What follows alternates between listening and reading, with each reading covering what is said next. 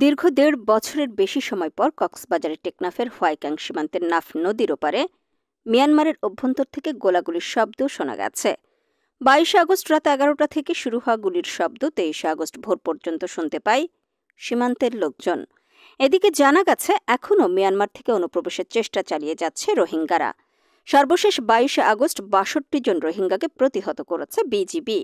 এখনও সীমান্তের ওপারে হাজারো রোহিঙ্গা বাংলাদেশে অনুপ্রবেশের অপেক্ষায় রয়েছে। তবে অনুপ্রবেশ ঠেকাতেই সীমান্তে বিজিবি তৎপর রয়েছে বলে জানিয়েছেন টেকনাফ ব্যাটালিয়নের ২ বিজিবির অধিনায়ক লেফটেন্যান্ট কর্নেল আশিকুর রহমান।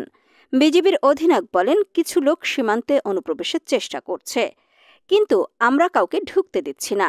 যেসব পয়েন্ট দিয়ে প্রবেশের চেষ্টা করছে সেখানে আমরা টহল বৃদ্ধি করেছি। পাশাপাশি গেল রাতে সীমান্তের ওপার থেকে গোলার শব্দের বিষয়টি জেনেছি, কিন্তু সেটি আমার ইউনিটের বাইরে। স্থানীয়দের ভাষ্যমতে সীমান্তের ওপারে কুমিরখালী, শিলখালী ও সাইডং এলাকায় গোলাগুলি চলছিল। এতে সীমান্তে বসবাসকারীরা ভয়ভীতির মধ্যে ছিলেন।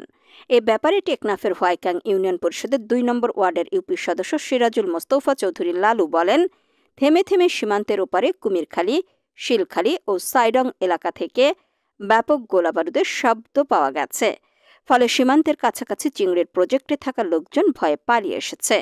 তিনি বলেন, দীর্ঘদিন বন্ধ থাকার পর ফের গোলার শব্দ পাওয়া গেছে, ফলে আবারও রোহিঙ্গা অনুপ্রবেশের শঙ্কা রয়েছে।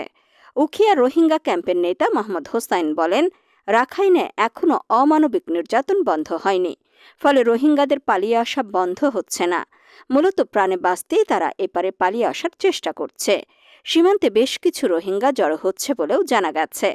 অপরদিকে টেকনাফ উপজেলা নির্বাহী কর্মকর্তা শেখ এহসান উদ্দিন বলেন, সীমান্তে আমাদের আইনশৃঙ্খলা বাহিনীর সদস্যরা সতর্ক অবস্থানে রয়েছে। পাশাপাশি অনুপ্রবেশ ঠেকাতে স্থল ও জলপথে বিজিবি, কোস্টগার্ড শক্ত অবস্থানে রয়েছে।